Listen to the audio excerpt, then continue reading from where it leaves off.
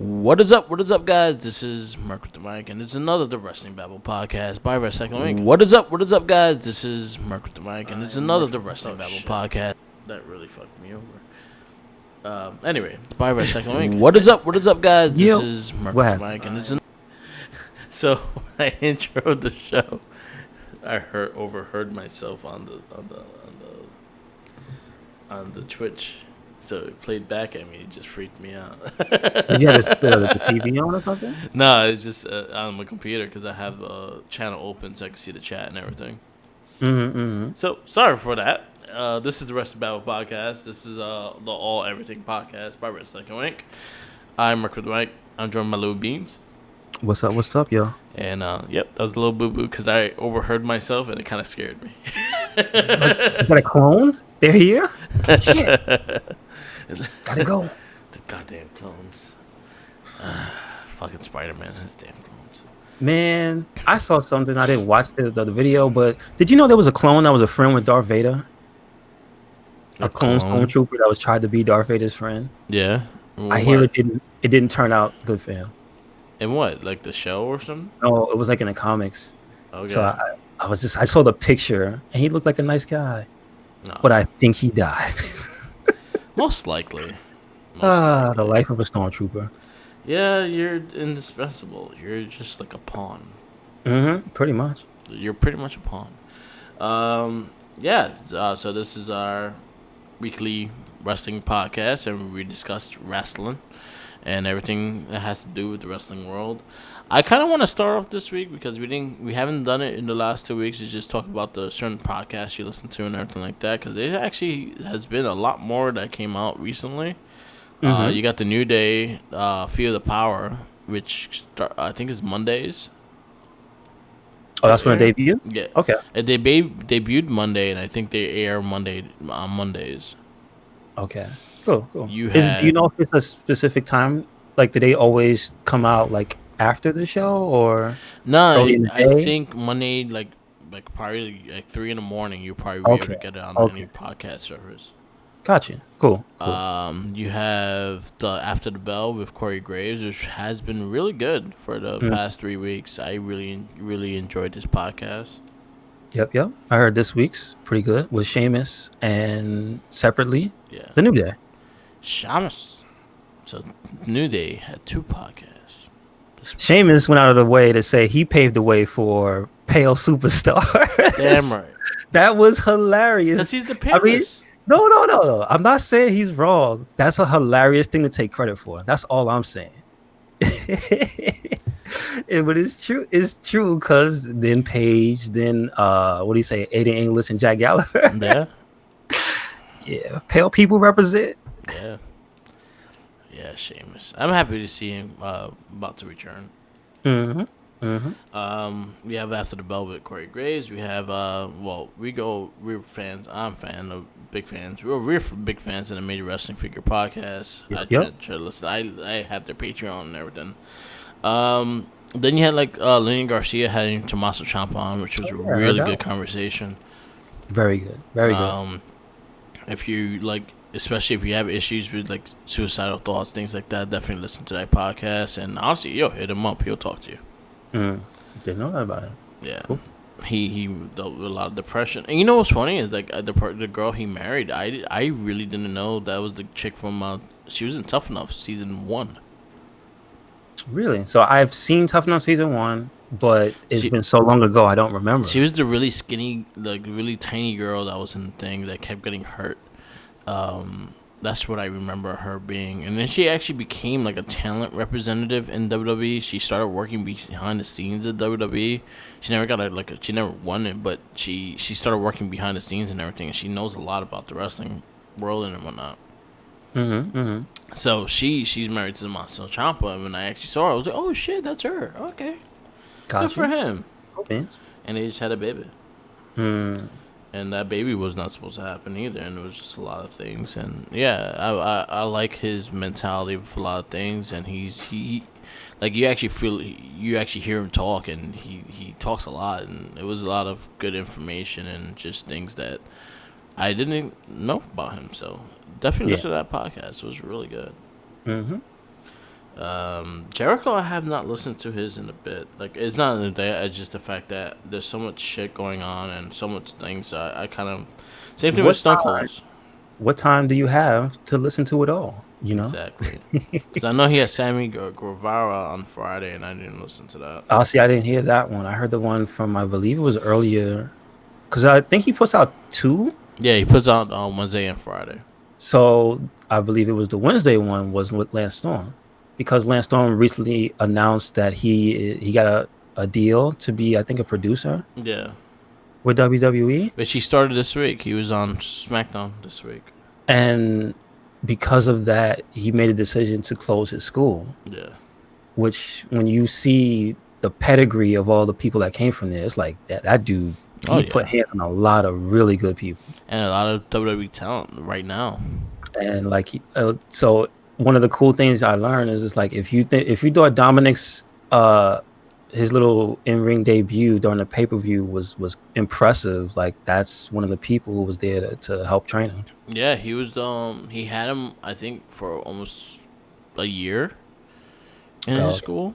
Because what Bravy's been doing with Dominic is that he's been training with a bunch of different people. So he had like a year with Lance Storm. I think he was with Booker T for about 8 months.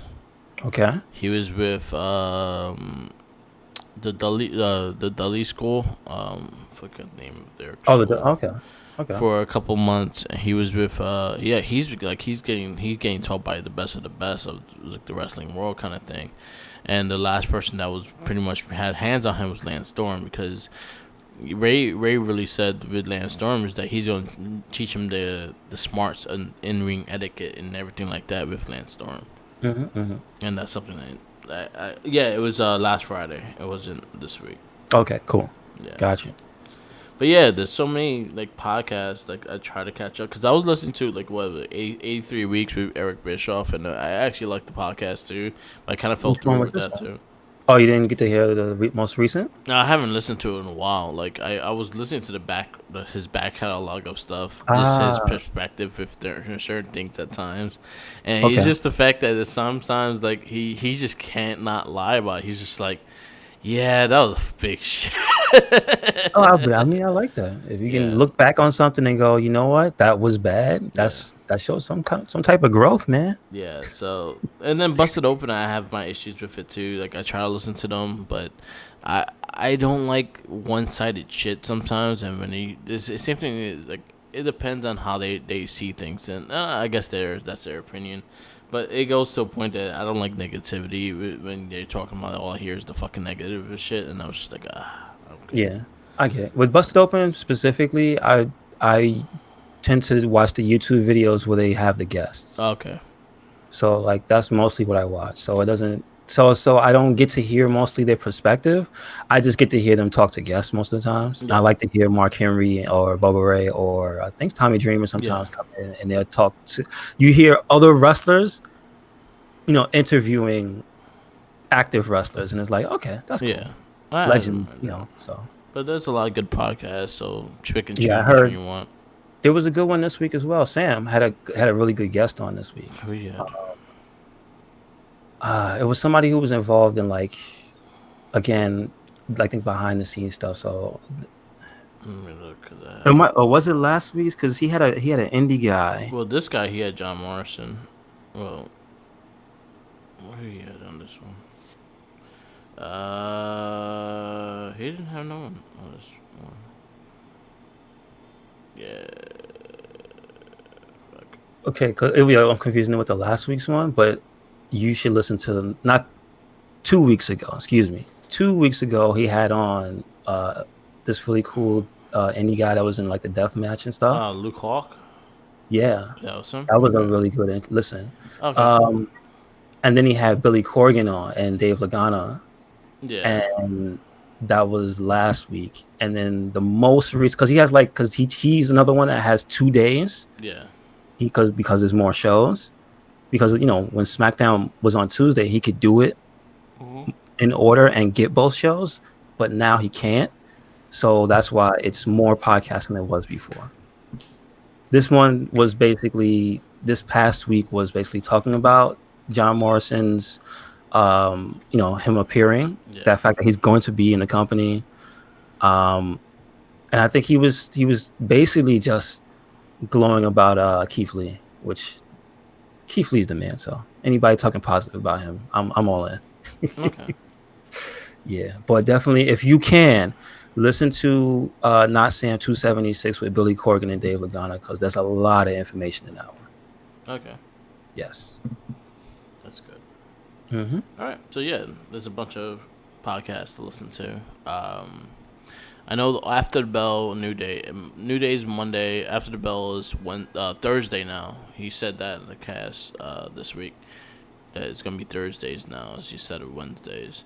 Then you Okay. have Jericho on Wednesday and Friday. You have Austin on Tuesdays, which he just started putting new episodes up again. So Okay. Oh yeah. Did you see who his next guest was supposed to be? I didn't I don't see care. I don't care about Goldberg. on. Oh, that's who the go. Oh, see, I didn't know. I didn't know who the next His guest next was. one is Goldberg. I can't stand Goldberg. I don't give a fuck about him. I have no interest in that conversation.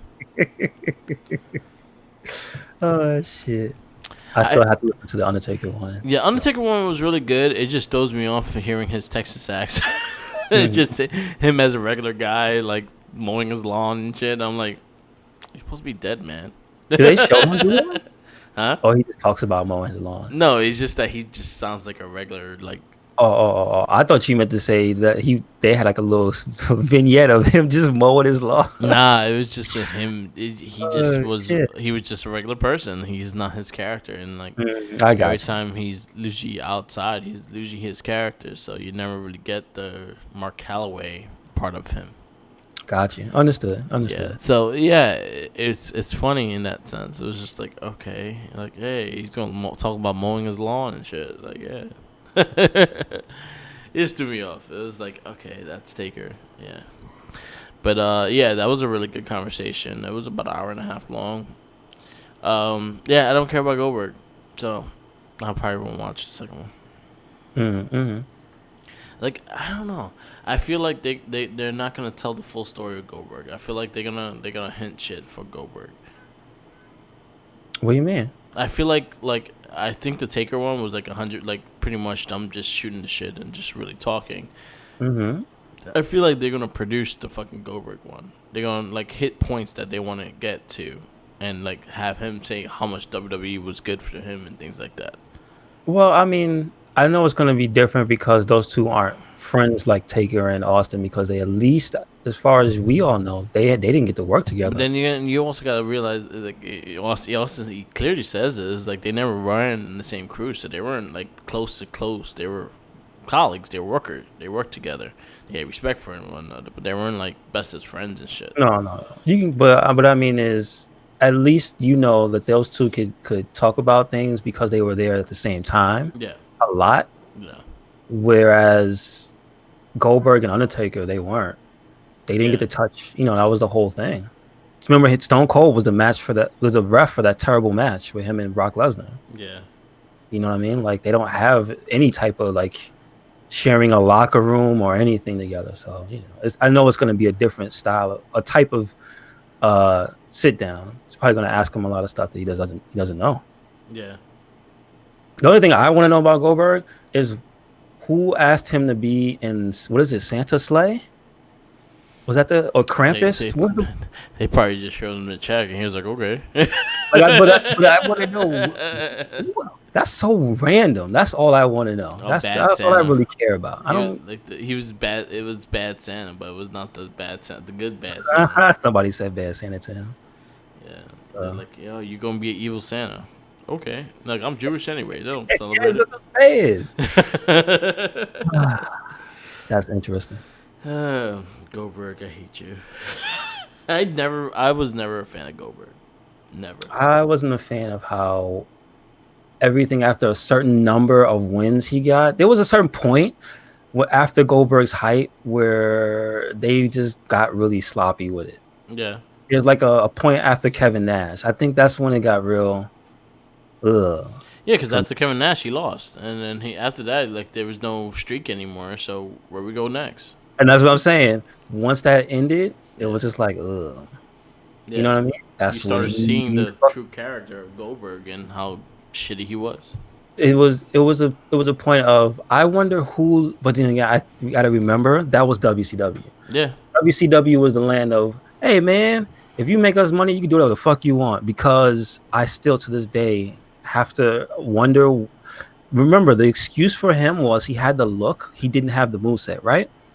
So how in the hell during all that time did he not get better in the ring? Please tell me. That's what I don't he like didn't about take the Goldberg. time to learn. No, but That was that's the what I'm thing. saying. That's my problem with Goldberg.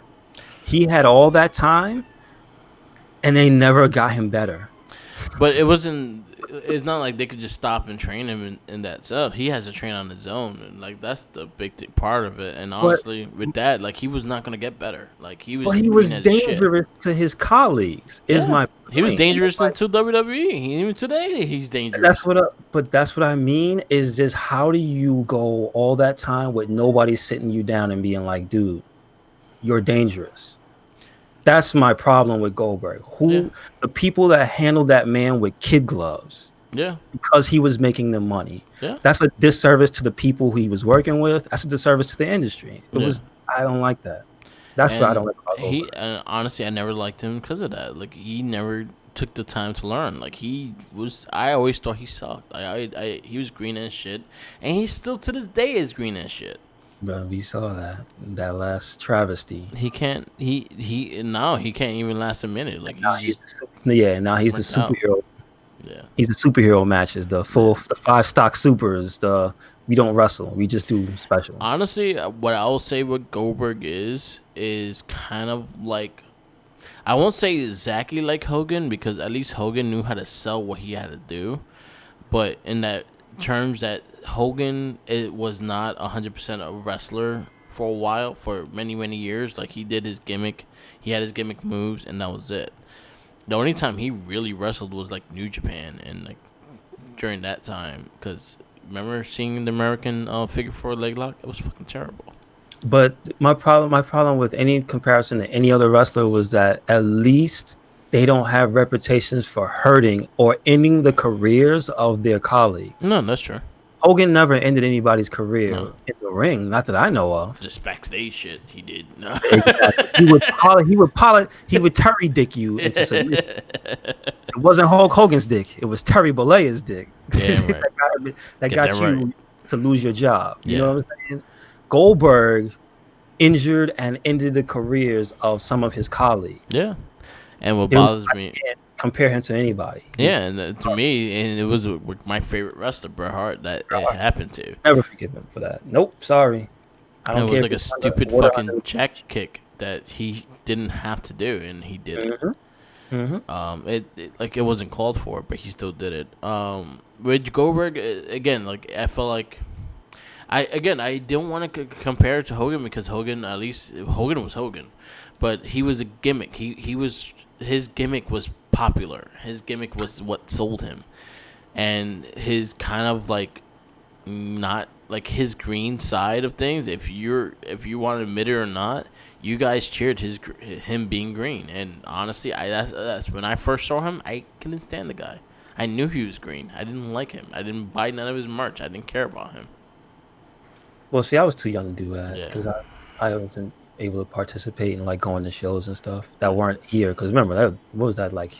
They were Atlanta based too. Yeah, but it's also during the time of the rise of Stone Cold Steve Austin. I was like, why the fuck I want this big football player when I have this guy beating up his boss all the time? I want to see that. This is true. Because I wanted to beat up my boss, so it made me happy. But yeah, no, I couldn't get behind him anyway after that streak. I thought it was cool because you gotta remember the time it happened. So for me, I didn't know shit about no business. I didn't know anything about kayfabe or whatever. Yeah. I just knew dudes in the ring agreed to have a fight. I know it wasn't them trying to kill each other. Yeah. So I thought at the time, Goldberg just doing 3 moves was fine because that's what he was there for. Yeah. I get this wrestler's here to do this, that other guy's here to do that. Yeah. But when I found out more about it, that's when I started to like him less and less. It was just like, oh, he was literally just a money making thing. You know who I will compare him to, and my bet to Hogan because again, Hogan is Hogan, Warrior. Yeah, Warrior. He Yes. was 100% just like Ultimate Warrior. Ultimate Warrior can wrestle for shit. Didn't, except again, Ultimate Warrior, to my knowledge, did not injure people in the ring. Oh yeah, he did. He did. Oh yeah, he did. He has a That reputation for people that. he had a, then this fucking Andre the Giant almost killed his ass in the ring because of that. Really? He was fucking clotheslining people and giving people concussions. Wow. So there you go. Okay, thanks. Yeah. I didn't know that. Yeah, Warrior was green as shit, and he honestly to this day, well, till he passed, he was still green as shit. Like Wow. Hogan, Warrior was never a great wrestler. He was a gimmick wrestler that had really good spots that he could do with his strength, and that was it. Goldberg and Ultimate Warrior are in the same category in that sense. Wow. At least All right. I think Ultimate Warrior had a better character, at least, and that was about it. Oh, he was just crazy. Exactly, and I like this crazy. He was just fueled with cocaine and steroids. Cocaine, steroids in his hand. He used to yell at his hand. You feel something? Hulk Hogan. Just wow. So that's the person I would compare him to. It was Ultimate Warrior. Okay, here's a podcast I could say before we get off of Goldberg, Okay. and this has to do with Goldberg. Listen to Colt Cabana's podcast last week. He had he went to a convention where there were nothing but what you would consider jobbers. Okay. So he talked to Gilbert. Yeah. He talked to Barry Horowitz. Barry Horowitz. Yeah. And it was kind of emotional when he talked to him because you find out that was his inspiration for being a wrestler. Yeah. And he never knew that. But when you hear Barry Horowitz tell his story, it's kind of like, oh, that's kind of cool how he legit in a different territory. He was actually pretty like well respected. Yeah. And had like a pretty solid career, belts and all. And he just was like, you know what, this is a pretty good gig. And apparently in WWF at the time, he was just told to just go out there and do his thing because he was so technically gifted. Yeah. And man, yeah, he really stood out for back in the day. He was the first Jewish sensation until Goldberg came. Jesus. He used to come out to the bone. But they go into Gilbert and how Gilbert just, I didn't know he was a teacher. He was a wrestling teacher. He had a school back in the day. It was him and two other guys that they mentioned that were basically just like, they were just like the Jobber Factory. Yeah. And they were just, you hear how he talks about it with such enthusiasm. His name is Dwayne Gill. That's Gilbert's name. Gill, yeah. And how he just loved fucking doing that, like being a jobber, for lack of a better term. Yeah. Enhancement talent was the better term. Like they mentioned that. They were like, they don't like that because it has a negative connotation. Yeah. It was just like enhancement talent. No, you make the other guy look good. Look better than he already does. And that's a lost art because now they use local talent and they don't do anything but get beat up. They don't make anybody look good. They just get their asses whooped. Yeah. So unless they have plans on the person, then they probably let them have a few in. Honestly, I feel NXT uses their enhancement slightly better than main roster because they'll actually give them a, especially like remember when Purrazzo was doing the job matches, she was actually doing some good matches with. I feel like even when she came there, she at least came from another federation because you know how NXT is in the NXT compared to how WWF used to be is different in the way of through social media and the internet, you could at least know who she was before she got there. So she wasn't just who the hell is that? You know who was the perfect example then? Leva Bates. Yeah, okay.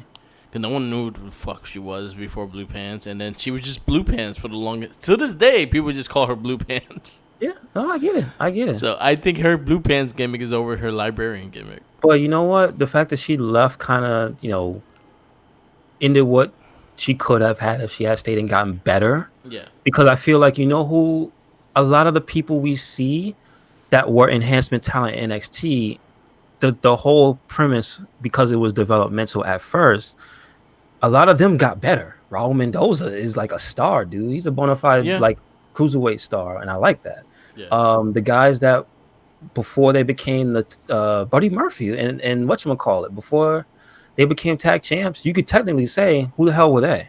Yeah. I forget the other guy's name. The guy that's in Forgotten Sons now. Blake. Blake, yes. Those two guys, they got a chance to develop into something better than what they were. Even though Buddy Murphy went and excelled, you at least know Blake. Yeah. You know what I mean? Cutler, he was like bottom feeder. Now he's got a position. The Finest, he was a jabroni through and through. And now, like, we like the Finest. The Finest is cool. He's still kind of jabroni. But he's like, he's not that. He's enhancement talent now. Yeah. He's, hey, I know who he is. I know who Conan Reeves is because he has a theme song. He at least got better to a point where I give a shit about what he does. Is what I'm saying. I feel like NXT has levels of jobbers. They have the no theme, just name. Then you just in the ring. Theme you just in the ring. In ring. And then they have then once you pass that once you have a theme and start working your gimmick, then little by little you start getting wins. And the thing that kills me about either Raw or SmackDown having it, because they still did it, so let's quote unquote see Lacey Evans match this week on SmackDown. Yeah, is that those people don't what? Goodbye. Yeah. Oh, shout outs to Major Mark. The fucking Silver Major Balls Mark. Was one of the guys that got fucked up by War Raiders. That was Monday or last week? On Monday, yeah. And then wasn't he also a security guard that got punched by Becky? Yeah. No, that was Stang. That was Stang. Oh, yeah. Okay. That was Stang. The original Stang. Yeah. Now Heath Slater. Well, in the first major pod, he was dressed up as Sting. Yeah. Mm-hmm. Stang was by because of Heath Slater. Because that's how he calls Sting is Stang. Stang. Yeah. But yeah. That was. But like it again, shout outs to that podcast for like that was a really good listening. Yeah. Hear them talk because he let them talk. All right. We're gonna go into the week of wrestling. Yep, yo. Ding, ding, ding, ding, ding. We're gonna start off with the first showdown on our week, which is Monday Night Raw. Match wise, I say that was their strong suit. I agree 100%. I had issues with some. I have issues with certain things with storylines and whatnot. You said the same thing.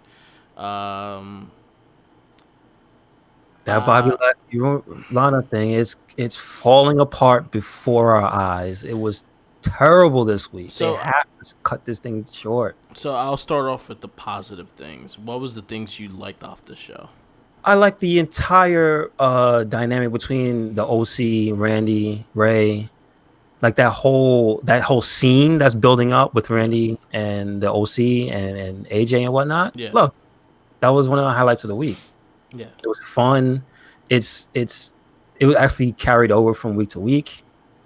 I want to see where it's going. It was fun matches. I think Humberto being part of it, and Ricochet and Rey Mysterio. I think Rey Mysterio gives them the rub just for them being tag teams with him, and then also AJ's just AJ. He's fucking fantastic, and the OC. I wish they worked them a little better, seeing that they're the best tag team in the world. This is true, but we get what we get. Again, I say the Raw, the strong suits were the matches. I think the matches are what made the show entertaining. Story-wise, I will say wasn't as much. Like, you had Andrade versus Eric Young, which was a solid match.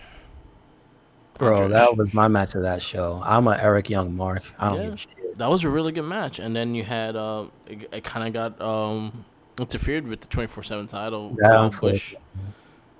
It did get the finish, though. It did get the finish. It's just they quickly went to that. Yeah. I liked the Tony Nese versus Aleister Black. Oh, that was a good match, dude. Really good match. That was really good. So, like, match-wise, this show didn't have issues whatsoever. You had, I love Kevin Owens just telling the whole Lana thing to stop it, shut the fuck up. Yeah, stop it. Nobody cares. Nobody cares. Yeah, that was my moment of the show. We love Nobody Kevin Owens. Cares. Kevin Owens is right now is going to be the big. He's straight out getting built to be the biggest baby face of Raw. Mm-hmm. And I'm perfectly fine with that. And self-righteous Seth Rollins is gonna be, I guess, his His nemesis. main opponent. I don't mind it. I like it. Yeah, different change, different things, and honestly, like he's still, Apologized, but it was still a self-righteous apology. yeah, It didn't really feel like he really cared about the roster. He just more about clearing his image, yeah. and I like that. You know what I mean? That's So building character. one thing I have in like in between of the bad and the good of Oh, this please, show. before we mention, I know he got jobbed out, but Drew McIntyre fucking up Akira Tozawa.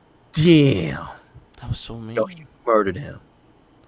The Why? Claymore kick spun him around, Why? dude. Why you gotta pick on Tozawa like that? But it showed he got heart though. I like. I wish It's like, I wish he got a little bit more offense in that match. I agree. Listen. I'm a fan of Akira Tozawa through and through, but for the purpose it served, because it led into the Randy Orton thing. Yeah. That promo between Drew and Randy Orton, like Drew was giving him some shit there, seriously, Yeah. and I like that. But yeah, he murdered that dude. Yeah. I appreciate what they're doing. I really do. Hmm. The one thing I had like a so-so thing with it, one, it was a really good match, but I didn't like the way they kind of presented the tag champs. So Charlotte versus the Kabuki Warriors. I have an issue with this match. Yeah, me too. So Me as my well. issues is like, why do we always have to have Super Charlotte? True enough, and for no reason as well. No No reason reason. at all. I mentioned it to you earlier in the week, but is there a heel GM who booked that match to put Charlotte in a handicap match? There was no storyline thing for that. No, it was Did I miss something last week where she said, "Oh, I'm so good I could challenge you both"? And no, it was the fact that she lost to Asuka and Kairi Sane interfered. So she was like, I'd rather fight both of you so I can keep my eye on both of you. what? But why would you do that to the Kabuki Warriors? Because I don't know why you do the Kabuki Warriors. It makes sense for Charlotte is the fact that she wants to keep her eye on both of them and she thinks she could take both of them. Why does she end up having such a competitive match? Yeah. So That, go ahead, Mark. Go my ahead. issue was the whole Super Charlotte. Like, you're kind of booking her kind of like Cena. And this is the reason why like people started not liking Cena.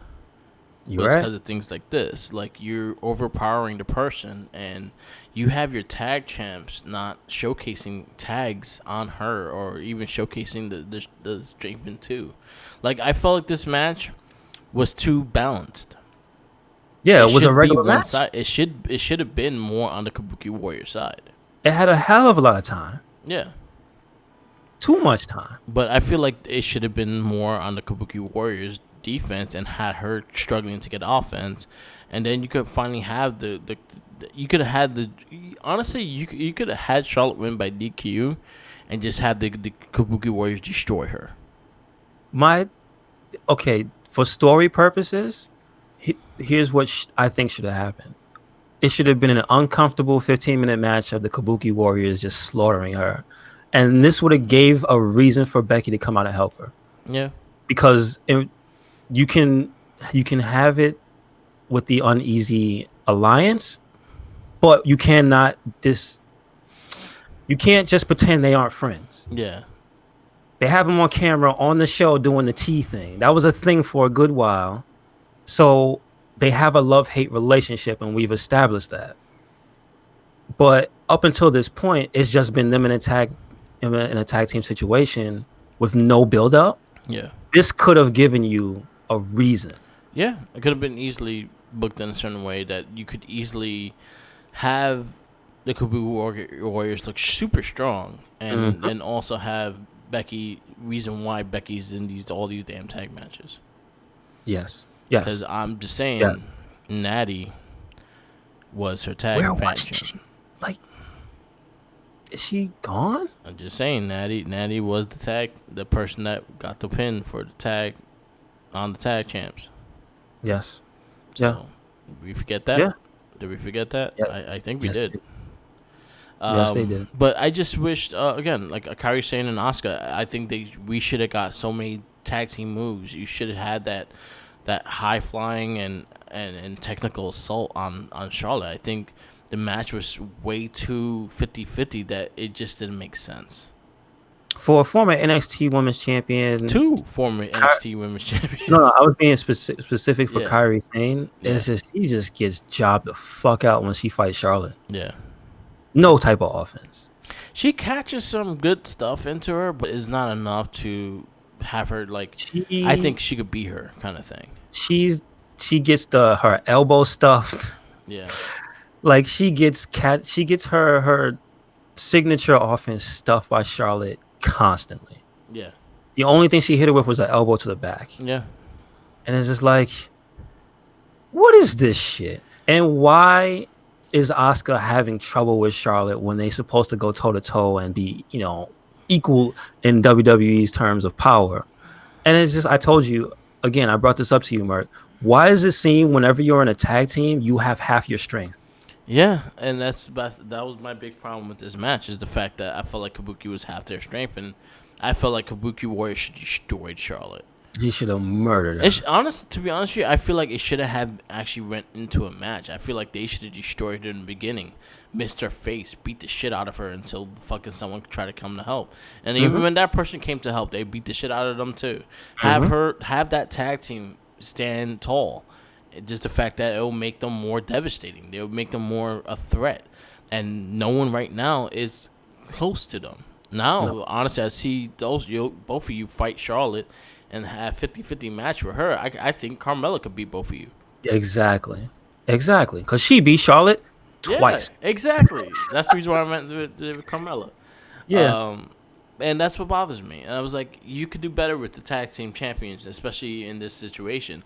I'm not discrediting the match. The match was good. Mm-hmm.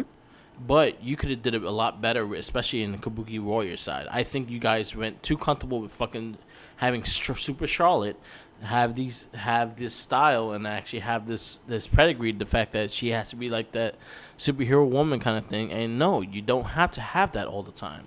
That was your problem with Cena. That was your problem with Roman Reigns. Don't do that. And if you listen to Corey Graves' podcast, he goes into a whole thing about that. Yeah. He misses the queen. Yeah. She's not, he says you could tell she's not into it 100%. Yeah. Whatever direction they're putting her in, because it doesn't make any sense. Yeah. Like, what are you doing to her? She's supposed to be dominant as a singles competitor. That had nothing to do with her dominance as a singles competitor. All it did was make your tag champs look weak. Yeah, and that's my big problem. That was my big problem with that match. Honestly, if I were to say what was the match of the week of Raw on Raw, that was probably one of them. It's just the fact that what they did with the match that took my disbelief. Like, technically sound match, that was probably one of the best matches on Raw this week. Yeah, but going to storyline and the other things that involve wrestling, it wasn't good. No. We don't need a super Charlotte booking. We don't need super Becky booking. Honestly, I feel like Becky loses more matches as champion than Charlotte does. And in an unbelievable fashion as well. Yeah. Because they find ways to do it, because it's like they don't want her to just lose, and I appreciate that. Yeah. See, that's the thing. With Becky, they don't just make her lose just to lose. If she loses, it serves a purpose, or they find a way to do it. Exactly, and that's the thing. Like, again, how is your champion losing more than Charlotte? This is true. And it makes sense. It makes sense for the story, and that's perfectly fine. We're not going to discredit her as champion. She still has the fucking belt. Yep. But here's my other problem with just it's a thing that's company wide, but only on Raw and SmackDown, and this has to do with Shinsuke Nakamura. It's for some reason there's layers to what type of heel you are, and it bugs the shit out of me. Yeah. It seems to be in WWE's eyes, if you're and I hate to say it, if you're a foreigner and you're a heel, you're infinitely weaker than when you're a face. Yeah. Meaning, they keep making Shinsuke have to be this sneaky heel that results to having Sammy do all the dirty work in order for him to get a win. Whereas, if you put any human being in the ring with him, he's supposed to be able to whoop your ass. Yeah. Soundly. My problem with Asuka and Kairi is now they don't whoop your ass Remember, for a good long while, that kick to the head ended matches. Yeah. Now she has to spit in your face. Her butt to your head fucking finished matches. True enough, but I would say, all right, you gotta pick something. Yeah. You gotta pick No, something. but Asuka has finished match. I think Asuka, out of all the wrestlers in WWE, has finished her matches with multiple moves. She's probably finished her matches maybe with 4 or 5 different moves. This is true. She has used the ankle lock in one. She has did her Asuka lock, which won. The kick in the head is one. The butt to the head was one. And then she did like a code breaker, and she won with that. Oh, see, that's probably the least out of all of them. And also, she did that new lock that she did to Becky. She did it like one other time after that, and then never again. Yeah. So what I mean to say is, these are multiple time champions in their own right. Why are they so weak when they turn heel? Their powers didn't diminish. Their skill didn't go away. It's the way they write them as heels that I don't like that. I feel like Asuka, honestly, as a heel, should be more devastating than when she had her streak. Exactly. She has no limits. Like, if you really want to build a monster heel, that's the one you want to do it with. And when she was in NXT and she had that ambiguous, remember when she cheated with Ember Moon? Yeah. It was showing Asuka's willing to do anything to keep her belt. Yeah. But it wasn't on some sneaky shit. It was on some, I'm going to hurt you with something that the ref didn't see type shit. Yeah. It wasn't like, I'm going to go outside the ring and do this, or I'm going to spit in your face, and that's magically stronger than any physical move I can do. Yeah. It's baffling how specifically those two wrestlers, they just got turned into, I need a gimmick to win a match now. Yeah. And honestly, I don't mind them miss to the face. I think I'm happy that Asuka's doing it and everything in that sense, because she got that from the Muda. She got that from a lot of history of Japanese wrestlers that used to do it, Tajiri. But again, like, when you are building your heels, you don't want them to be this weak. You want them to be dominant. You want them to have a reason why someone is pushing towards them. This is true. Seriously, it's 101 wrestling booking. And this is why I said to you, dominant this week, heel creates a run.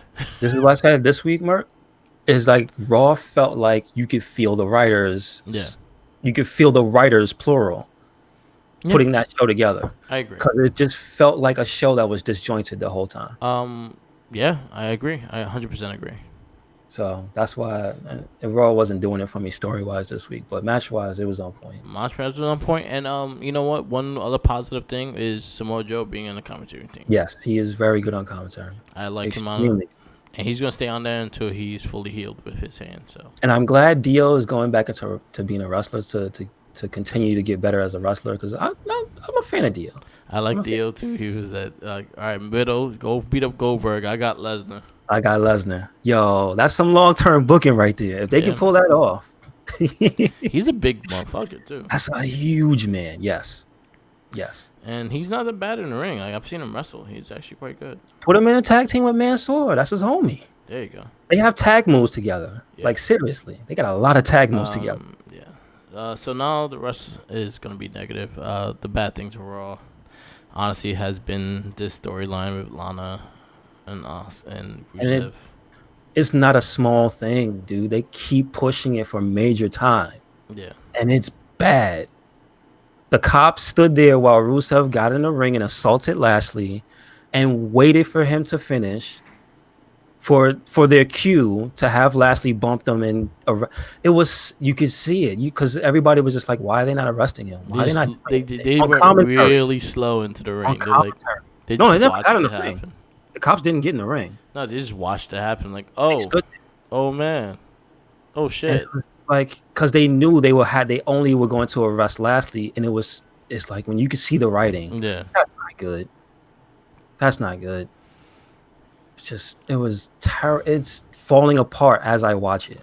And then Lana slapping the cop. I'm like, she had to, just so she could have to get arrested. It was, yuck. End this, please. Stop this. I think that was the only like really negative shit. Again, like the writing, the show feeling like it was I real. put my 2 cents to what I didn't like was the forced writing. I felt personally of Buddy Murphy Yeah, trying to get in a new catchphrase. I felt that. I don't know about you might not have felt it, Merc, but I felt it. It was just like that felt forced because Buddy has a good promo, yeah, and that promo, while it wasn't bad, it felt like it was written. It felt like Seth Rollins promo almost. yeah. I Yeah. agree. So that's what I mean about you could feel the writers this week. You could Yeah. feel them. All right. So Moving on. Next show was NWA Power. fun show this week. I'm glad it got back on track. I'm hoping they don't lose too much steam from what happened the week before. Yeah, this was the season And finale, right? yes, because they actually mentioned it. It was like they're going into the pay-per-view. This is the season finale. So very good. I love what's his name? Aaron Stevens. His naked trunks. His naked trunks. I don't like him. The best. I'm like, stop doing that. I want to see your junk, man. Stop. But yeah, but he stole his win. So this week is going to be him versus Colt Cabana for the North American Championship. I guess when it goes to the pay-per-view. Is that next week or is that 2 weeks? I don't know. This week. I forget exactly. This Saturday. Oh, this Saturday coming up? This Saturday coming up, yeah. Okay. And that's Into the Fire, right? Into the fire. Fire. Yeah. I'm looking forward to it. I hope he wins. Yeah. I need to see more of him as a heel, just being a pompous ass. I love it. My favorite part of the show. He's fastly becoming my favorite part of NWA Power. Yeah. Yeah. So good.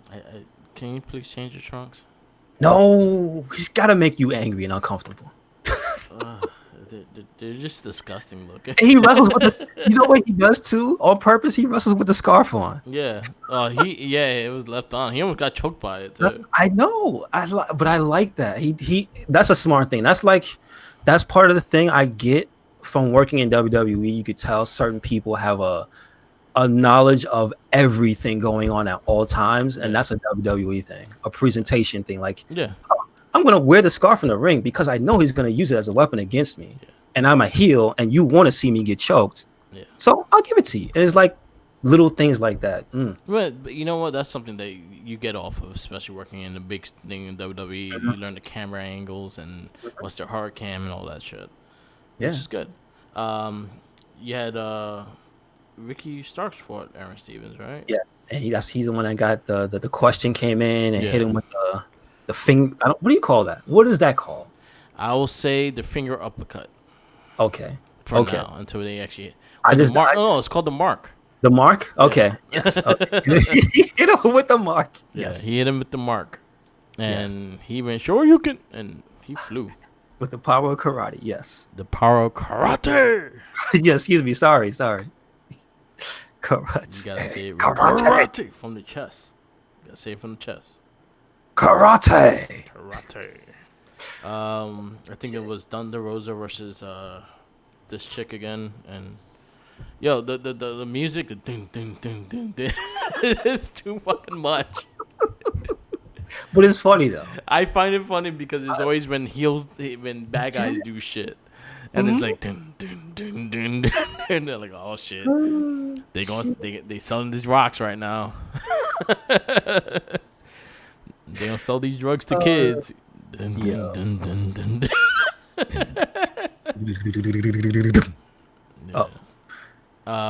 It was a fun show, really good show. Let's see, Rock and Roll. I liked one more run. I saw that. Hey, whatever. Give it to him, man. Whatever. Yeah, Let him do it. I liked the Nick Atlas and James Storm's promos. I thought they were great. They're very personal. They kind of hinted their TNA history, and they said that's the past, it's the current. So I like the fact that they kind of mentioned that in that way. Okay. They didn't go into like the whole depth of how the storyline, because they involved like Nick Atlas's wife, Mickey James, and things like that. But they didn't go that deep into it. Okay. But it was good. It was very appreciated. I felt like this is a real like fight bout kind of thing. It was not just a match. It was just a real fight. So I'm excited for that. I also like the promo from his kitchen where he made some valid points though. Yeah. He made some valid points about why did he have to be in that match. Then they showed that match that it wasn't televised that he was in. I didn't know about that until they Yeah. showed that. And I'm like, wow, he's got a point. He's got a point. Yeah. I don't know. We got new tag champions Mm-hmm. and the Rock and Roll Express. Yep. I'll take. Man, I'll take it because you know what? I don't dislike the wild cards, but they're like cardboard for me. okay. They kind of don't. They don't excite me or anything. Well, In the ring, they're good, but they don't excite me. and also So. you never actually saw like the building from when they got the tag titles or anything like True that. enough. So you don't really care in that sense. True enough. You're right. Like But if you would have saw the build onto them getting the titles, you might have a different opinion, and then instead of just having them there as tag champions, you're like, I don't like you. Not a bunch of cake eaters. I don't like it. Cake eaters and kilt wearers. How you do right. that? They eat cake and you drink tea. I don't know. I did like the little promo for the question mark. Mm-hmm. Like, who is he? Question mark. Oh man, the commercials are stupid. The fucking the waffles and tire iron. I love that. I need to find that place. I'm like, is this a real place? Because I will go to this place if it's real. I don't think it's real though. Do the waffles come with a tire iron? Do you have to buy a tire iron and you get free waffles? No, you get depending on you could buy waffles and get a free tire iron, and he paints them in gold. Oh yes, I gotta find that. Where are they located? Waffles and tire iron. They in Atlanta, Georgia somewhere. Oh, we gotta go. So all right, Monday Night Raw. What you give it? Like, I give it a B minus. I give it a B minus as well. I agree with that. It's not that it was bad again, but it's too much of the bad thing decisions creeping their way into the main show. Yeah, it's still better. It's still better than it was maybe even. See, like there was a point before the shakeup, before the Paul Heyman, rumors and whatnot. Yeah. It was kind of rough to watch, dude. Yeah. And now Raw's back to a place where it's like, all right, I'll watch it. Yeah. And I won't feel like, why the hell am I sitting here? You know what I mean? Yeah. So at least it's that. But they got some decisions they need to make. They got to change some stuff. Okay. And NWA, where you give that? I give it a B plus. B plus. I agree. But it was still that first match, dude. Yeah. I love it. The mark. The question mark. All right, next one I'll go into AEW Dynamite. Mm-hmm. I had a lot of issues with this. Can I give you a disclaimer? I only got to see the first hour at AEW Dynamite this week. All right. I'll say my highlights, and then I'll say like that. The whole Jungle Boy Jericho thing, I liked it. I didn't mind it. It was a good promo. Jungle Boy is facing Jericho next week on Dynamite.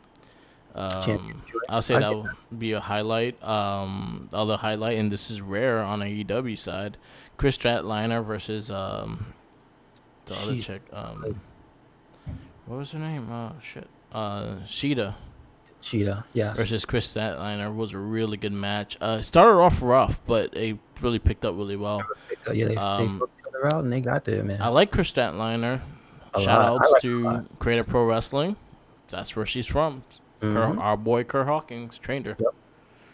Yep. Really good match. Probably one of the best women's matches I have seen in AEW. I would have to say, from what I have seen, that is the best women's match in AEW so far. That was, I say, my highlighted match of the week. I felt like Moxie Janela was way too short, so I didn't really care about the match. The beginning of the show was alright. Like Cody. I like that 6-man. Because the way they did Dustin in that match, that was fun for me. My only thing is, can we stop kicking out us Canadian destroyers? Yeah, true enough. Can we stop doing Canadian destroyers? I feel like every match needs a Canadian destroyer. It's getting to the point that AEW almost every match has a Canadian destroyer. Dude, there was a point where it was just like every show that wasn't like WWE, everybody was just doing it. It was like a month of Twitter clips Yeah. of just fucking. Didn't Scott Steiner do one? Like it was some ridiculous shit. It was Yeah. like, didn't Virgil do one? Like there was a bunch of just who? Why is these people doing? Everybody's doing. It's an easy move to pull off. As technical as it looks, it's a really easy move to pull off. It's just as long as the other guy Yeah. can do the flip for you. Because basically, some of them dudes was old timers. They like that. The dude from one of the guys from Rock and Roll Express did it. Yes, thank you.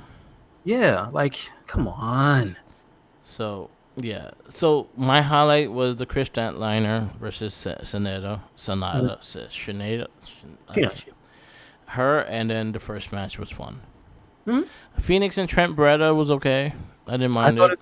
I told you, I thought it lacked a spark. It didn't feel exciting. Yeah. They would just hit moves, and it felt like people was just playing them as characters playing a wrestling game. It didn't have that match didn't have story to me. Yeah.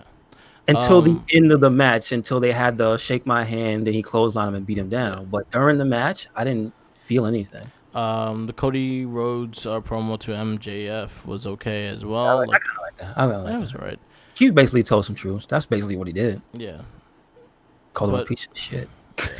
Other than that, like this show just wasn't that great.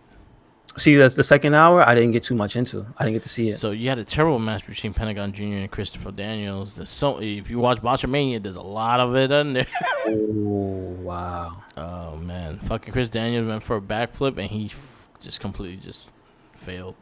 Wow. The Moxley versus Janela match was just cut with commercials. All right, one of my biggest flaws with AEW, and it's just technical, it's not even fucking the wrestling or even the storyline. Mm-hmm. They have a terrible way of cutting to commercial. It's really fucking bad. They'll be in the middle of a promo and cut to commercial. Wow. That's really fucking bad. You guys got to really correct that because honestly, you're going to get me not wanting to care. Yeah. Simple as that.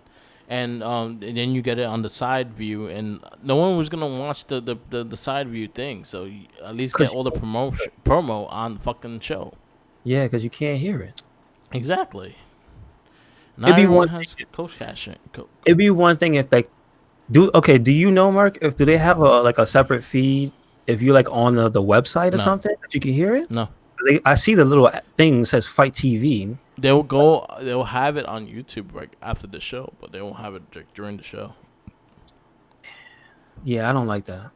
No, so that's something they really do. They do really bad, and the transition from commercial to TV to commercial, it's really bad.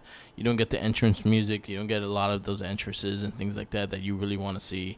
I do not like a person getting pyro when he's just fucking talking. Oh, true that. That annoys the shit out of me. Fucking Cody Rhodes gets this fire promo and fucking fireworks and everything. He comes out to talk. That's not needed. Yes. Be his. Don't waste pyro like that. Yeah, it's like, just wasting money right there. Fucking Jericho comes out. He talks. He's not wrestling. It's true enough, and he's a champ. You're right. Yeah, you're right. It's dumb to me. It's just dumb to me. I did not like. There's a lot of things I didn't like about the show. Fucking Brandy, fucking it was straight out a straight edge society bullshit. It was pretty much a wannabe straight edge society, and her promo was fucking terrible. It was eye gouging. It was fucking like nails to the board cringy. It made zero sense. I'm just gonna put it out there. For me, watching this, I just was like, what? And then she tried to explain. She explained it. She explained it very clear. I just didn't give a fuck what she was having to say. That's what exactly. She was speaking words, and I'm sure there was sentences coming out. But it really felt really just like, oh, this could have been done in a vignette or something. Man, this seriously felt like 2000 WCW. Like this episode period was 2000 WCW. Don't say that. Damn. Yeah, it had the douche chills of everything of 2000 WCW. Well, I mean, look, with Jarrett as champ. See, if you I give 2000s WCW the edge because at least they had raunchy shit like Major Guns. Well, they tried because Brandy got like half naked when she did the promo, so at least she had the tension. Like, you had my attention. You just said a lot of blabble shit, and I did not give a fuck Oh, about yeah. it. Yeah, that fell flat on me. I told you that as soon as I saw it. I was like, "What is So this?" I want to give the show a D plus, Mm-hmm. but the I don't blame you. The Chris Statliner and the fact Cheetah. that that Yeah. was the one women's match I really enjoyed, and they really gave it time, and they did a good job with that production of that match. I'll give it a C minus. I could again. I don't want to be too unfair. I didn't see the entire show, Yeah. but what I saw, I would give a C plus. That's it. Again, that first match, I had fun. That women's match was great. That was a awesome. Okay, let me ask you: Has she been? She hasn't wrestled there before, has she? Statliner Yes, has last she? week. Who she wrestled last week? She was in the tag team with Shanita. Oh, see, I remember I told you last week I didn't watch the whole show. Yeah. So again, too much wrestling, dude.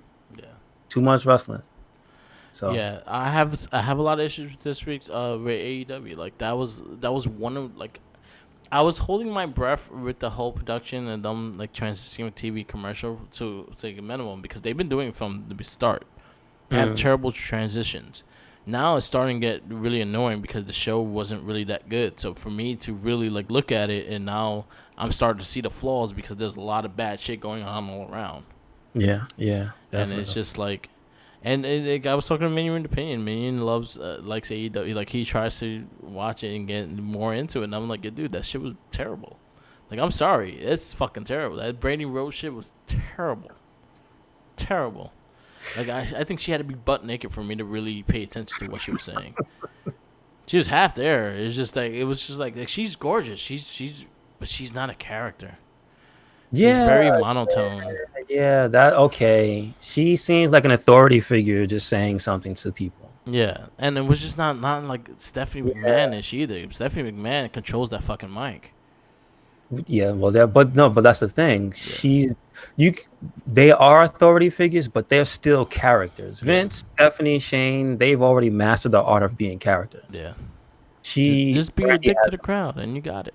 yeah, yeah. I mean, but she stood out there and explained everything word for word, and I'm just like, but why? Why do I care? Like, I why do don't. I? Why? I Like, don't. Sorry. why y'all taking people's hair? Are you cloning people? Oh If shit. she said she was cloning people, I would have I would have took it more acceptable. Yeah. But the thing is, you can't also have this cult and then have the Black Order recruiting people either. Yeah, because it's just like too It's the much. same exact shit. It's too much. And then I don't care about the Butcher, Bunny, and whatever with Yeah. Blade.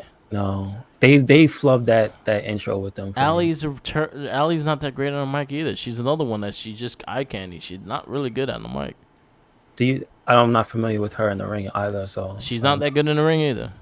really? See, I No, don't. she's not that great. Where's she from? She Before came from AEW? Impact. Who was she? Allie. She was the hot mess lady, right? No, that's Chelsea Green. That's Again, I keep getting confused. God damn it. That's Chelsea Green. That's Zack Ryder's girl. So who the hell? Who was She out? she did the evil bunny with Rosemary. She had, like, this big storyline with Rosemary, and that she actually died in Impact. She was the one that died. Okay. Yeah. Okay. Got you. With Su Ying. That's the other one. Yeah. Okay. She should have just stood in Impact. She had a better thing going. Yeah, there. she had more of a. She was in better stories. I'll just Yeah. put it that way. She did have better matches. She was in better stories. Mm-hmm. All right, we're gonna go to our usually our favorite show of the week, NXT. Yep. Again, the fucking fantastic show. I agree. S rank. From bell to bell. Yeah. Great show. Great moments. Once again, Keith Lee providing an incredibly giftable moment. Yeah. When he peeked up and he grabbed Finn Balor, that shit was hilarious. I don't care what anybody says. All right, so you had, He looked like Finn Balor was the son that stayed out after curfew. He tried to sneak in the house. He was like, Finn Balor was like, I'm almost in my room. His pops was waiting behind the door, just like, got your ass. Like, damn. oh man, that was a great. Yeah, Killian Dane versus Pete Dunne. Seeing Damian Priest was out for injury, so this match was fantastic. Good match. That Good match. end was terrible. Like, that end scared the shit out of me. Yeah. Like, He it tried was to just kill like, ow. You had Keith Lee promises the Undisputed Era he will soon take their gold. I And kind of believe left it awkward kind of stage too with Tommaso Ciampa and him looking at the gold and kind of looking at each other and whatnot. that's Which Regal's fault. Regal stirring the pot. there you go. That's what you gotta do. No. I actually like that. I like the whole promo. I like the whole segment. I thought it was actually really good. Yes. Yeah, Shayna Baszler. Good. Yeah, Hmm? yeah, Yeah, Shayna yeah. Baszler versus Zia Lin, which I thought was really great. Xylan hasn't been in the best matches, Yeah, but she's one of those people that I think she needs a certain type of opponent or just a person who can work with her. yeah.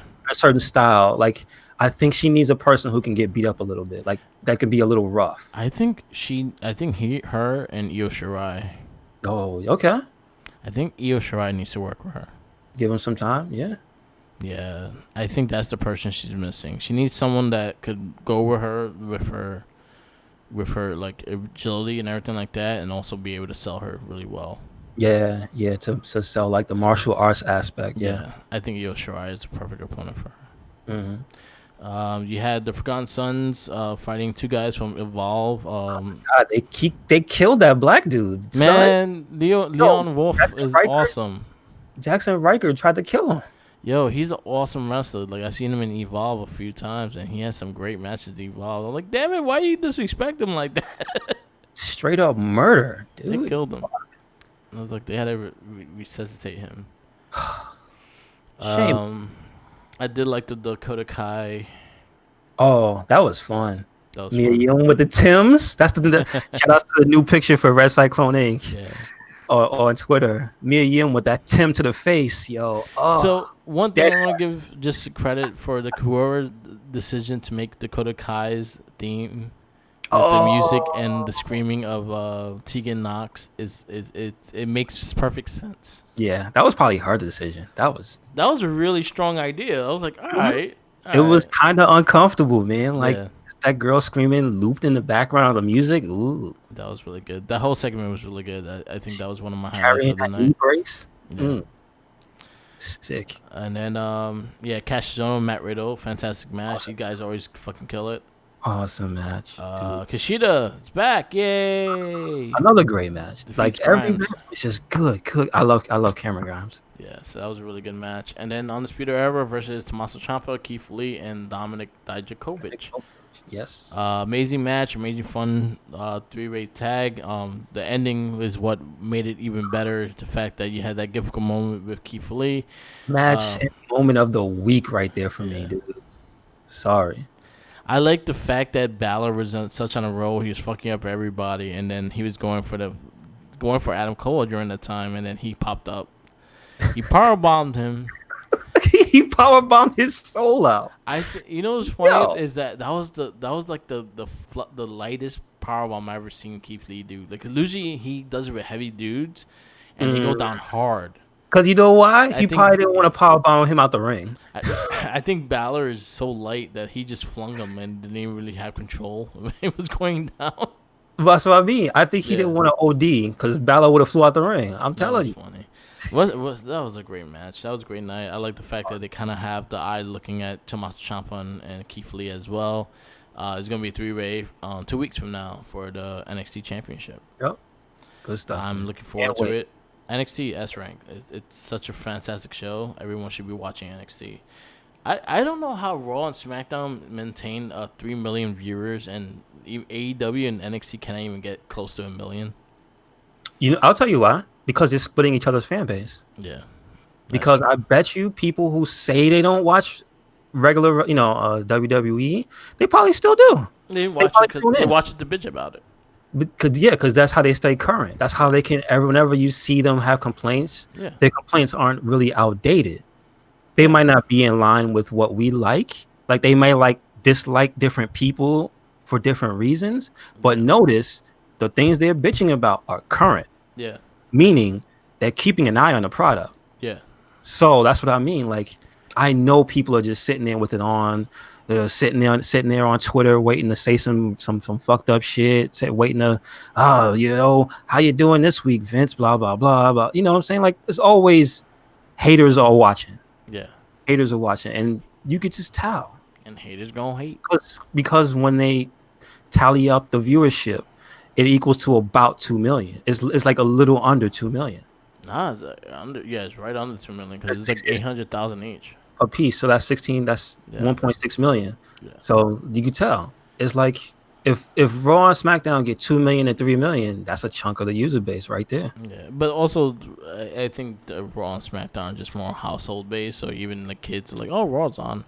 You get more of the younger viewers. You get more of the older viewers because Even that's what they used to though watching. even though on a school night you shouldn't be watching Raw until 11 o'clock. Just Yeah. saying. Hey, that was the Responsible one night I parent. used to be able to stay up. Yeah, true that. True that. Yeah. No, you're right. You're right. And now we go into SmackDown. SmackDown, I think, was one of their stronger shows. hmm On Fox since they debuted on Fox. I love Bray Wyatt and the story that they're doing. I like the Miz being involved with it, seeing that connection with Daniel Bryan in that way. The fact Yes. that Bray Wyatt's fucking with his family now. Like Yes. you had Yeah. all those fucking crazy shit, and the promos were fucking great. That And then picture. yeah, That picture when he, whatever they did, photoshopped or glued Bray Wyatt into that family photo. yeah. Damn, son. Damn, he made it personal, and I loved it. And honestly, you felt it, and you didn't. One thing I loved about it is that you didn't need to build. You felt it right then and there, and you knew they should be a fight. You're right. But Miz did come out. He explained his piece as to why he's the person that's concerned. Yeah. So he gave you a reason. So it doesn't. None of it seems contrived or like, why? You know what I mean? Everything made perfect sense. I think this storyline between Daniel Bryan and Bray Wyatt, I think is probably my favorite storyline going on in the main roster. hmm I think so as well. I think there's strong points. You have good promos, and Daniel Bryan it's kind of his promo gotten so much better throughout the years. This is true. So I think this was my favorite one, and you have evolved three of the best mics in the fucking business in this little rivalry right now. True. That's true. Um, Although I will say, I thought Daniel was going to be the one to show up in the room. you know what? I want time for Daniel Bryan to come back. Yeah, that's what You need I was. time. No, but I was hoping it wasn't him. Yeah. But I thought it was. Yeah, So I'm happy it wasn't. you're gonna see a bald Daniel Bryan. Or short hair or something. I don't know. But you said he had a look like that before, right? Yeah. So When he first came in, he was all clean shaved. He looked like a penis. no, I remember. I remember the NXT Daniel Bryan. He looked like a kid. Yeah. But he still had hair. Yeah. But he wasn't bald. So about what time period was the bald Daniel Bryan? During ROH, that was before WWE. Oh, that was before. Okay, The American Dragon. Yeah. Gotcha. Okay. Cool. But Daniel Bryan though, like what he actually does with his hair, he actually gives it to He told me he cancer donates patients. it. Okay. So he fully goes everything out. He'll do a full shave and then he'll donate the hair. Gotcha. Okay. He recycles everything. Imagine telling a child you have beard hair from Daniel Bryan. They get excited and they go, yes. The little kid's like, but I can't grow a beard. It's like, don't worry about it. But it's a great thing they're doing, and then it works with the fact that the Fiend doesn't always have to be the one fighting somebody. Yes, and this is the first time we may get Bray Wyatt as Firefly Funhouse Bray Wyatt fighting someone. So one thing I want him to have that I really don't want to fight you kind of thing mentality when he goes in the ring, because he seems like he doesn't really want to fight. Well, I mean, yes, but he did sneak attack him in the room. He did. So But he sneak attack. Sneak attack is everything. I could suck a punch to anyone.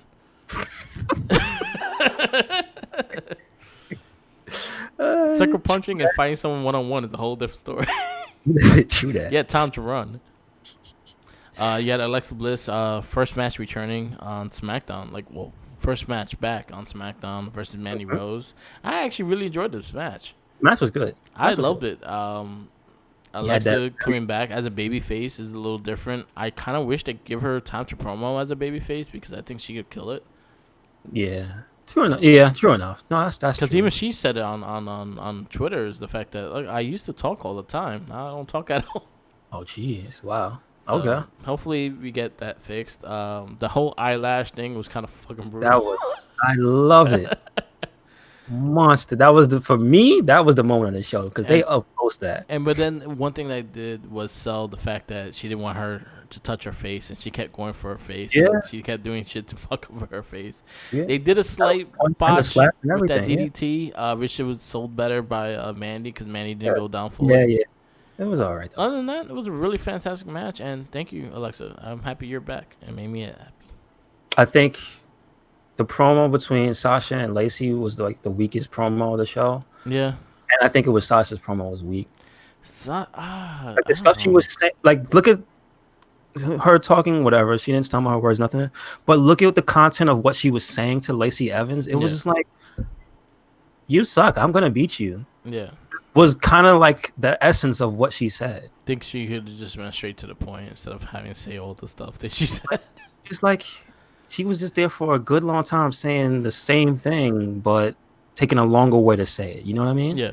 Whereas Lacey Evans came off strong in the promo department. I'm like, wow, she sounded like a pissed off mom. Yeah. So, and the crowd was behind her. I'm like, all right, that's cool.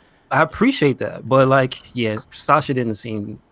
That promo was whack. I say that was the negative part of the show. Elias, Dana Brooke, embarrassed Drake Maverick. That was hilarious. This is mean. I don't even get it. Why is he such a pervert? Yeah. Why?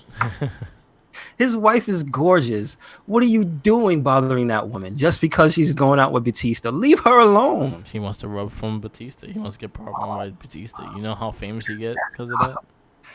That's messed up. We had a fantastic four-way tag team elimination match for the number one contendership of the tag team championship at TLC. We had the Revival defeating Mustafa Ali, Heavy Machinery, and Lucha House Party. This match was fantastic. Oh, I love how Big E turned on Shorty G. Yeah. During the match. I don't know if you remember the part where he threw one of the rival, and he was in the beginning of the match. Which, if you haven't seen it, please check it out. The clips you can hear New Day on promo on the commentary. It's so good. Big E, national treasure. Yeah. All day, every day. But you can hear he was praising Shorty G during the match, and once he threw him, he said, "I think he did that on purpose." But you can hear Kofi. He's like, "Nah, man. It was an accident. It was an accident." And you hear Big E. I take back everything nice I said about Shorty G. I take back everything. And that had me dying. Yeah. Big E is so good. Oh, yeah. I love Big E. Oh, so good. That was a fantastic match. Had all the spots you wanted. The Green Metalik and Ali spots was fucking really good. I don't mind Shorty G and Ali working together, but I'm sorry. I hope Ali doesn't get stuck with Shorty G. I hope so either. I'm just like, do I want to keep this? I don't mind it, but I do. Title picture, please. I know there's no one on the IC title. Go for the IC title. Yes, please. He had a few, but he had a thing. Yeah. He had a little rivalry with Shinsuke. Yeah. Just gone. It flew away like doves in a magic trick. Gone. Yeah. And then we had the big dog getting dog food poured all over him with an amazing match with Ziggler. Yeah, it was a great match. Ziggler still showing he can just do the damn thing. Yeah. Roman has completely turned the corner. The fans were all behind him. Like, I love it. Yeah. And they just had to do him dirty. And he's probably smelled like dog food now. Ugh. Damn, like I was saying, like he has really long hair, and to get that shit out your hair, man. Corbin and Ziggler really rubbing that shit in, dude. He probably has it up his nose. He has the crevices that you don't want dog food in. In his ears. Man, he had to go to the airport, and there's security dogs there. Oh, shit. All right. Dogs are like all like, who's this guy? Mm-hmm. What you smuggling, Roman? No. Really like this. I really like SmackDown. I'll give it an A minus. Yeah, I give it an A. Actually, I'll give it a solid A. There was no moment of the show that made me groan and go, "Oh, I can't watch this." Nah, it was a fun show. You know what I mean? The whole show, from start to finish, could watch it, was thoroughly entertained. So I give it an Yep. Another A+ I'll give it to is 205 Live. I got to see it this week. I You gotta have watch. Raul Mendoza versus Angel Garza. You had Leo Rush versus Danny Burch. You had storyline shit between Angel Garza and Leo Rush. Him Mm, fucking fucking him after the match, catching him with the move after the match, and then really? grabbing his belt and kissing it. Wow. So See, Angel Garza's Angel Garza is the fucking he's the Spanish huge, future of huge. WWE. He really is. He has everything that they want in a Spanish character, and he speaks English. And yeah, he cut a promo last week So saying like, is he the number one contender? yeah, he's gonna fight Leo Rush, I think, next week on NXT. Gotcha. So we got a good thing going for 205 Live. I caught NXT UK, and they're building up to NXT UK Takeover Blackpool. Hmm. Yeah, Jordan Devon. Oh, Devin. Yeah. He had a great match with Tyler Bates' protege. I don't know his name by heart, but he started just coming out to the shows, being like one of Tyler Bates' friends and shit. They had a great match. They're building up for Walter and Joe Coffey for the title, which I think is going to be a really hard-hitting match. Okay.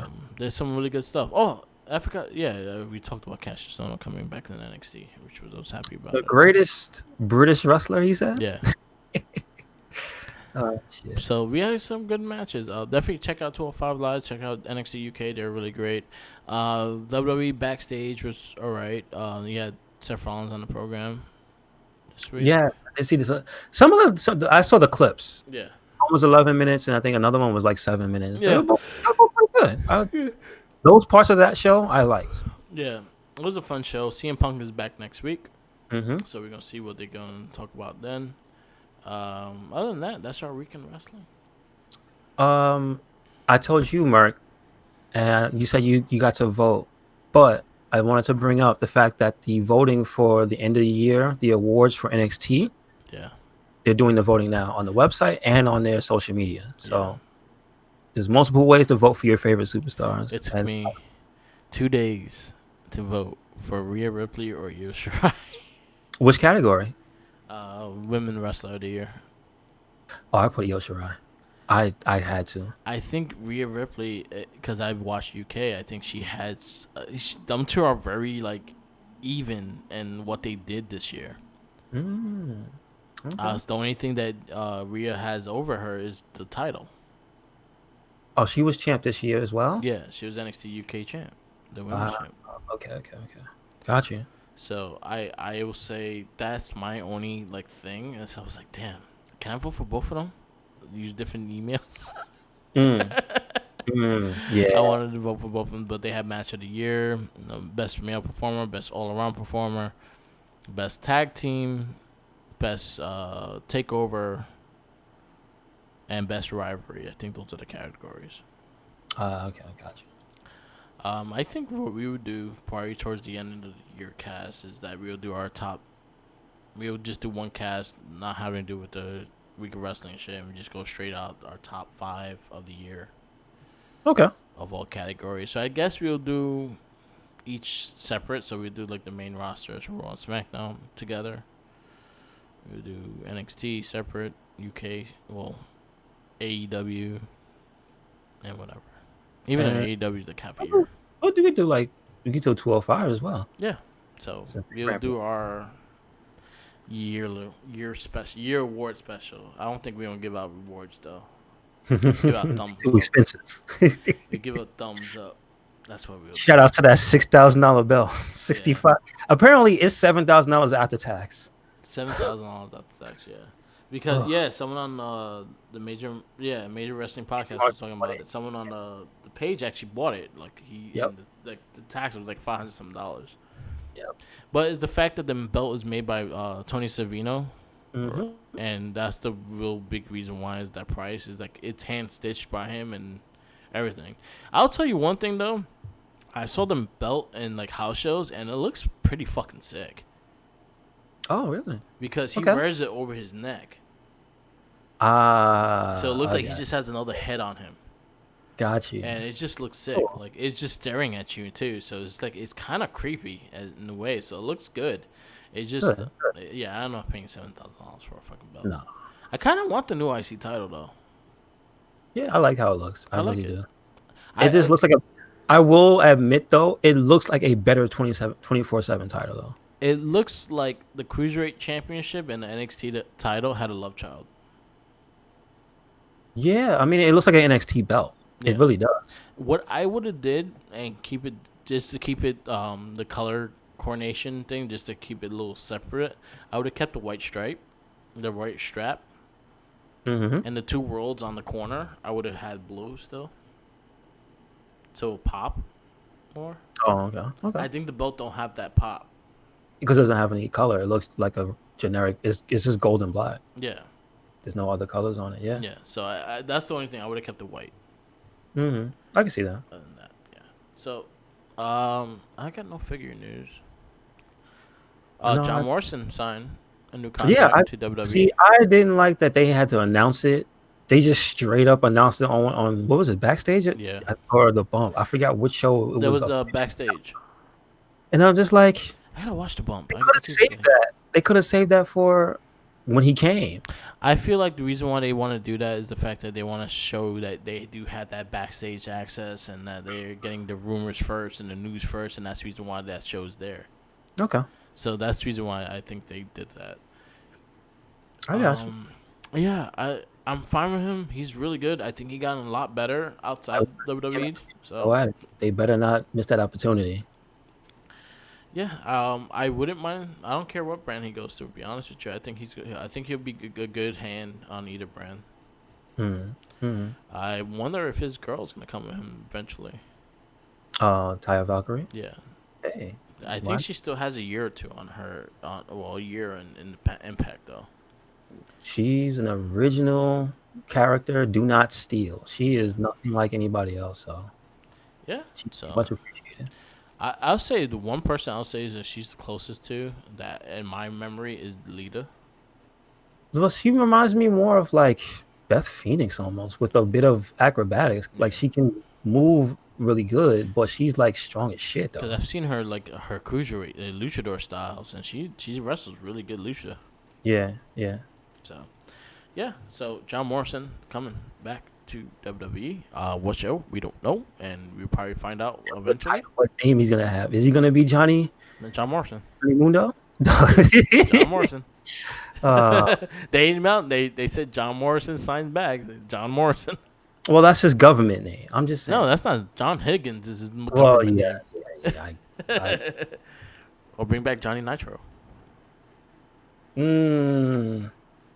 I have bad memories of Johnny Nitro, and they all revolve around his partner getting a ladder to the face. So, Yeah, he did. that is one of the worst accidents I've ever seen live. That was one of the best entrances ever. God damn, Marlena in the split. Yeah, true story. She can't do the splits no more. She can't? I don't know. I mean, she's on NWA. She was there this past week. She didn't do the split, right? Yeah, no splits. Okay, all She's right. wearing pants. Okay. So no splits. Well, so I'm telling her to buy some stretchy jeans.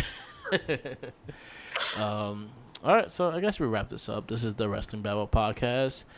You catch us every Sunday around noon time, live on Twitch TV, on Mark with the Mic Twitch TV. Follow us on all our social medias. I do have a link tree connected to this Twitch that has all our links. The Wrestling link and Mark with the Mic, all links are on there. Follow me on Instagram, SoundCloud, YouTube, Instagram. I said Instagram twice. Our Facebook pages of the Wrestling Link and the Wrestling Babble, and Tumblr or Mark with the Mic and Twitch, not Twitch, Twitter. And then go ahead, Louis.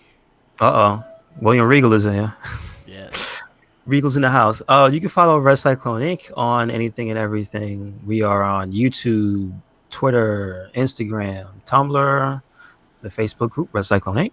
Yeah. And we are on WordPress. Oh, and check You out can get these on SoundCloud. his Monster Hunter videos. Yes. We got Monster Hunter playthroughs. Random. Cutting damn dinosaurs' tails off. going on every week. Like there'll be a video almost once a day, if Yeah. not once a day, once every other day. I didn't So, catch the last one you put up. I watched the one before it. oh, we got some stuff to talk about. They had a really big content dump Oh, for sweet. Monster Hunter. So, All right. yeah. All right. Stay tuned to Guest Better Swear podcast if you want to hear all that stuff about Monster Hunter. We will go on around close to 2 o'clock. Yep, yep. All right. So peace out, laters, and always remember, follow the jinkies. He's hungry. He's hungry. Follow the jinkies. Peace out, laters. He doesn't eat. You're not supposed to have bread. No bread. He just has mustard. Oh Ew, shit! that's just Damn, disgusting. that's messy. I don't wish that upon him either. Shake All his right, hand. peace. Yeah, peace out, laters.